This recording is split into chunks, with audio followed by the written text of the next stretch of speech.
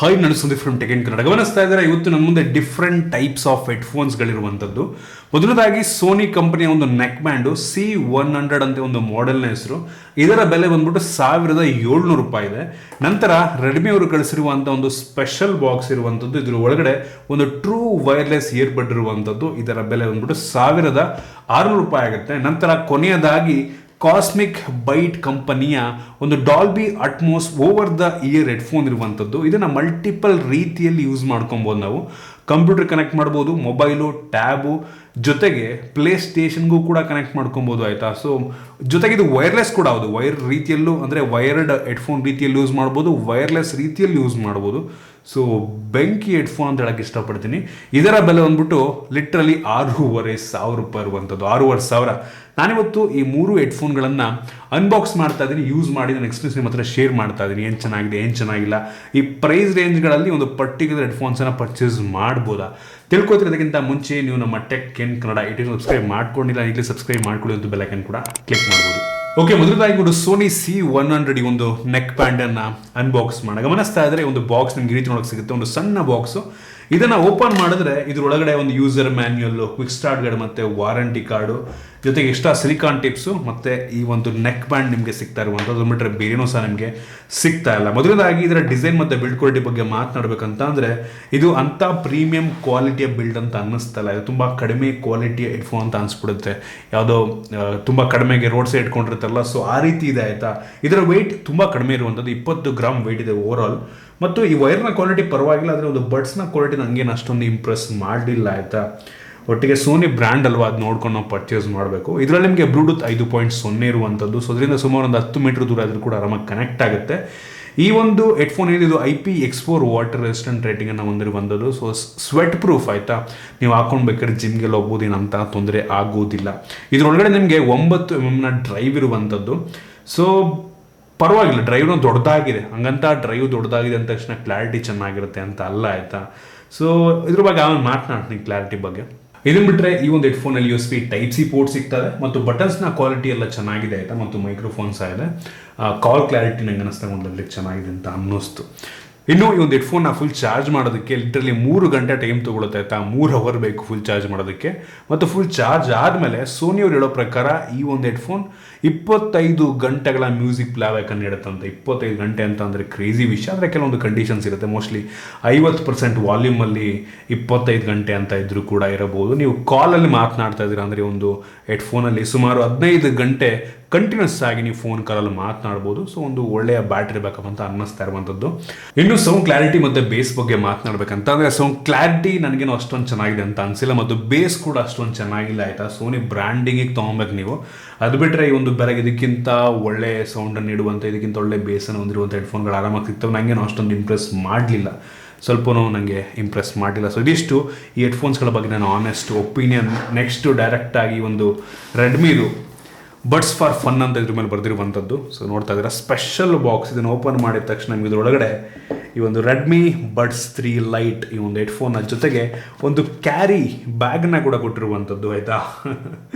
ನೀವು ಪ್ಯಾಂಟಿಗೆ ಹಾಕ್ಕೊಂಡು ಜಾತ್ರೆ ಮಾಡಲಿ ಅಂತ ಈ ಒಂದು ಕ್ಯಾರಿ ಬ್ಯಾಗ್ನ ಕೂಡ. ಮುಂಚೆ ಎಲ್ಲ ಹಳೇ ಫೋನ್ಸ್ಗಳನ್ನ, ಬೇಸಿಕ್ ಸೆಟ್ ಫೋನನ್ನು ಎಲ್ಲರೂ ಕೂಡ ಪ್ಯಾಂಟಿಗೆ ಆ ಬೆಲ್ಟ್ ಹತ್ರ ನೇತಾಕೋತಿದ್ರು, ಗೊತ್ತಾ? ಸೊ ಆ ರೀತಿ ನೇತಾಕೊಂಡು ಜಾತ್ರೆ ಮಾಡಲಿ ಅಂದ್ಬಿಟ್ಟು ಇದನ್ನು ಕೂಡ ಕಳಿಸಿರುವಂಥದ್ದು.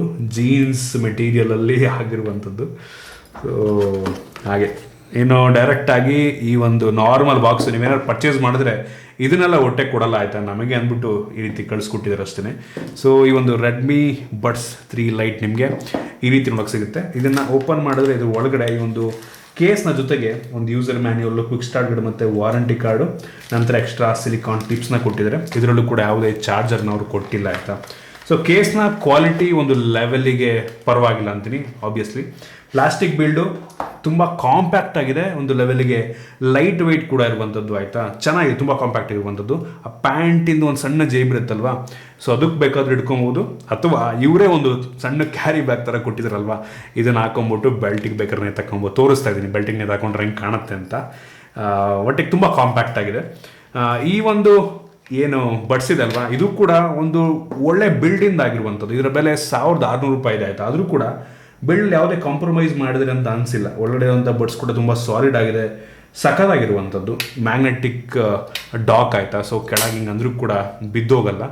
ಸೊ ಚೆನ್ನಾಗಿದೆ. ಇದರಲ್ಲಿ ನಿಮಗೆ ಟಚ್ ಸೆನ್ಸಿಟಿವ್ ಬಟನ್ ಇರುವಂಥದ್ದು. ಇದರಲ್ಲಿ ಮೈಕ್ರೋಫೋನ್ ಕೂಡ ಇದೆ. ಕಾಲ್ ಬಂತು ಅಂದರೆ ಇಲ್ಲೇ ರಿಸೀವ್ ಮಾಡಿಕೊಂಡು ಇಲ್ಲೇ ಮಾತಾಡ್ಬೋದು. ಕಾಲ್ ಕ್ಲಾರಿಟಿ ಕೂಡ ಒಂದು ಲೆವೆಲಿಗೆ ಪರವಾಗಿಲ್ಲ ಅನ್ನಿಸ್ತು ನನಗೆ.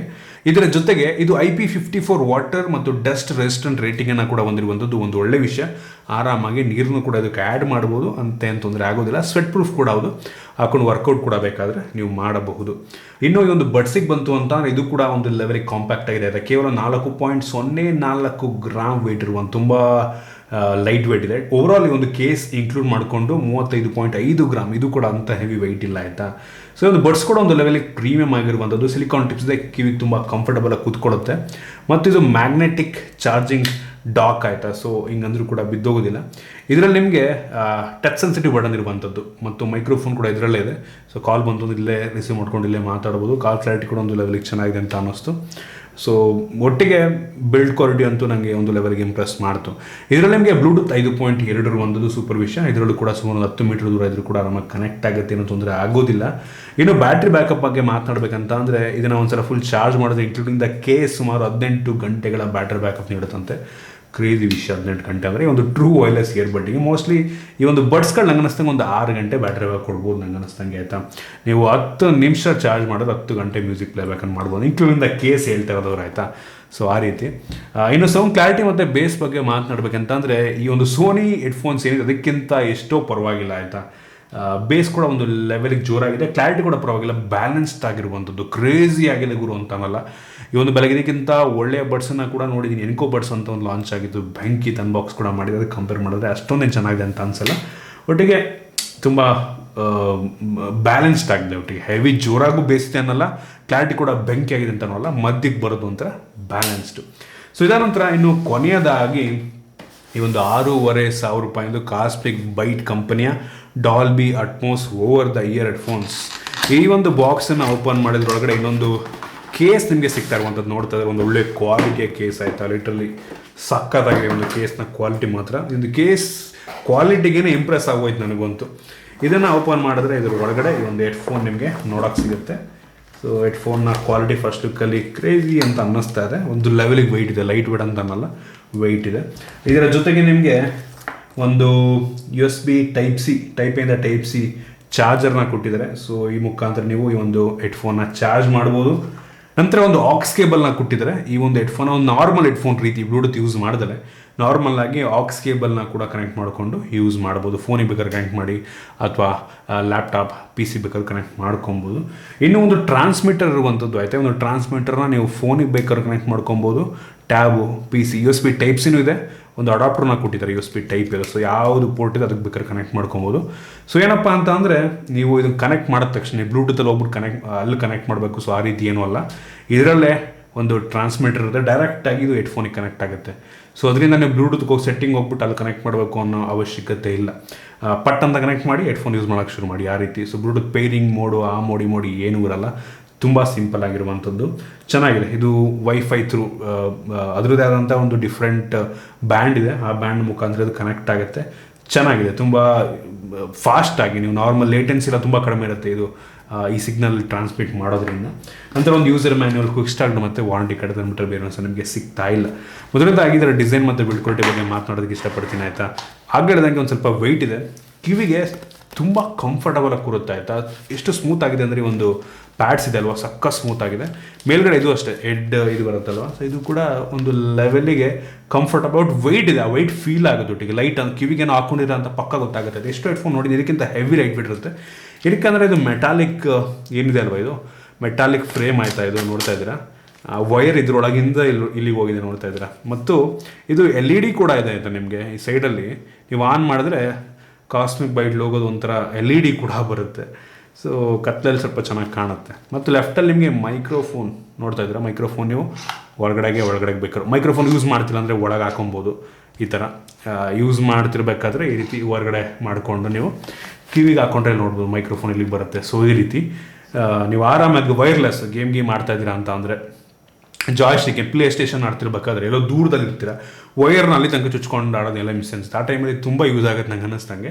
ಆ ಕಡೆ ಎಲ್ಲ ಸೋಫಾ ಮೇಲೆ ಕೂತ್ಕೊಂಡು ಆರಾಮಾಗಿ ಜಾಯ್ಸ್ಟಿಕ್ಕಲ್ಲಿ ಮಾತಾಡ್ಕೊಂಡು ಅಲ್ಲೇ ಫ್ರೆಂಡ್ಸ್ ಜೊತೆ ಆಡೋಕ್ಕೆಲ್ಲ ನಂಗೆ ಅನ್ನಿಸ್ತಂಗೆ ಚೆನ್ನಾಗಿರುತ್ತೆ. ಸೂಪರ್ ಆಗಿದೆ ಒಟ್ಟಿಗೆ. ನನಗಂತೂ ಬಿಲ್ಡ್ ಕ್ವಾಲಿಟಿ ವೈಸು ಒಟ್ಟಿಗೆ ವೆಯ್ಟ್ ಇದೆ ಅನ್ನೋದು ಬಿಟ್ಟರೆ ಉಳಿದಿದ್ದೆಲ್ಲ ನನಗೊಂದು ಲೆವೆಲ್ಗೆ ಇಷ್ಟ ಆಯಿತು. ಬಟ್ ಲಾಂಗರ್ ಟೈಮ್ ಯೂಸ್ ಮಾಡೋದು ಕಷ್ಟ, ಏನಕ್ಕೆ ತುಂಬ ದೊಡ್ಡದು ನೋಡಿ, ಓವರ್ ದ ಇಯರ್ ಅಲ್ವಾ. ಯೂಶಲಿ ಯಾವ್ದು ತೊಗೊಂಡ್ರು ಅಷ್ಟೇ ಸ್ವಲ್ಪ ವೆಯ್ಟ್ ಇರೋದ್ರಿಂದ ಕಿವಿ ಫುಲ್ ಕಂಪ್ಲೀಟಾಗಿ ಕವರ್ ಆಗೋದ್ರಿಂದ ಬೇಸಿಕಲ್ಲಿ ಹೆವಿ ಸ್ವೆಟ್ ಆಗೋ ಸಾಧ್ಯತೆ ಕೂಡ ಇರುತ್ತೆ. ಅದು ಬಿಟ್ಟರೆ ಉಳ್ದಂಗೆ ಪರವಾಗಿಲ್ಲ ಅನ್ನಿಸ್ತು. ಇದರಲ್ಲಿ ನಿಮಗೆ ಇಲ್ಲೇ ವಾಲ್ಯೂಮ್ ಅಪ್ಪು ಡೌನ್ ಮಾಡ್ಬೋದು, ಮತ್ತು ಮೈಕ್ರೋಫೋನ್ನ ಮ್ಯಾನ್ಯುಯಲ್ ಆಗಿ ಇಲ್ಲೇ ನಾವು ಆನ್ ಆಫ್ ಮಾಡ್ಕೊಬೋದು. ನಂತರ ಲೈಟ್ಸನ್ನು ಆನ್ ಆಫ್ ಮಾಡೋದಕ್ಕೆ ಕೂಡ ಇಲ್ಲೊಂದು ಬಟನ್ ಕೊಟ್ಟಿದ್ದಾರೆ, ಮತ್ತು ಒಂದು ಹೆಡ್ಫೋನ್ ಜಾಕ್ಸ್ ಇರುವಂಥದ್ದು ಇಲ್ಲಿ ನಾರ್ಮಲ್ ಆಗಿ ನೀವು ಯೂಸ್ ಮಾಡೋದಕ್ಕೆ. ಈ ಕಡೆ ಚಾರ್ಜಿಂಗ್ಗೆ USB Type-C ಪೋರ್ಟ್ ಇದೆ. ಸೊ ಇದಿಷ್ಟು ಬಿಲ್ಡ್ ಕ್ವಾಲಿಟಿ. ಓಕೆ, ಮೊದಲದಾಗಿ ನಾನು ಈ ಒಂದು ಹೆಡ್ಫೋನ್ನ ಮೊಬೈಲಿಗೆ ಕನೆಕ್ಟ್ ಮಾಡ್ಕೊಂಡು, ಈ ಒಂದು ಏನು ಟ್ರಾನ್ಸ್ಮಿಟರ್ ಇದೆ ಅದನ್ನು ಮೊಬೈಲಿಗೆ ಕನೆಕ್ಟ್ ಮಾಡಿ ಚೆಕ್ ಮಾಡ್ದಂಗೆ, ಮೊಬೈಲ್ ಕನೆಕ್ಟ್ ಮಾಡಿದಾಗ ಆ ಒಂದು ವಾಲ್ಯೂಮ್ ನಿಮ್ಗೆ ಅಷ್ಟೊಂದು ಜೋರಾಗಿ ಕೇಳಲ್ಲ, ಆಯಿತಾ. ಅಷ್ಟೊಂದು ಜೋರಾಗಿ ಕೇಳಲ್ಲ. ಕೆಪಾಸಿಟಿ ಇದಕ್ಕೆ ಜಾಸ್ತಿ ಇನ್ನೂ ಜೋರಾಗಿ ಕೇಳೋ ಥರ ಇದೆ, ಬಟ್ ಮೊಬೈಲಿಗೆ ಕನೆಕ್ಟ್ ಮಾಡಿದಾಗ ನಾವು ಅಷ್ಟೊಂದು ಜೋರಾಗಿ ಕೇಳೋದಿಲ್ಲ.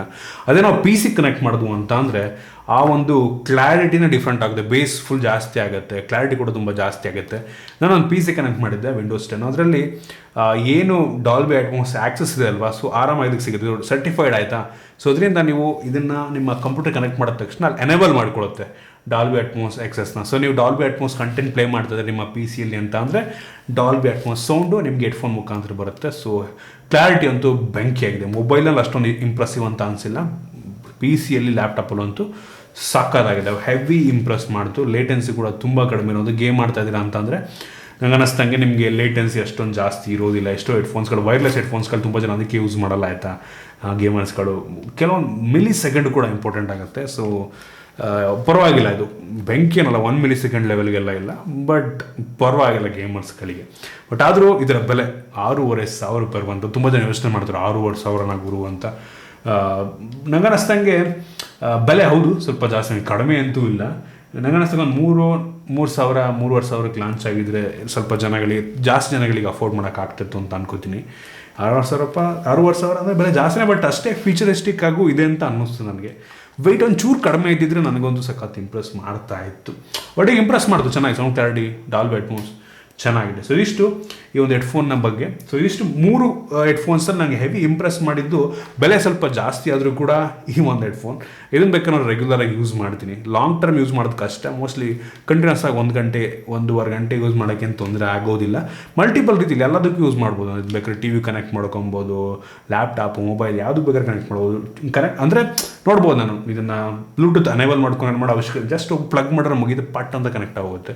ಸೊ ಅದು ಇಂಪ್ರೆಸ್ ಮಾಡ್ತು. ಮಾತ್ರ ಇದು ಈ ಬ್ಯಾಟ್ರಿ ಬ್ಯಾಕಪ್ ಇವ್ರ ಹೇಳೋ ಪ್ರಕಾರ 24 ಗಂಟೆ ಬ್ಯಾಟ್ರಿ ಬ್ಯಾಕಪ್ ಬರುತ್ತಂತೆ, ಅಂದರೆ 70% ವಾಲ್ಯೂಮಲ್ಲಿ.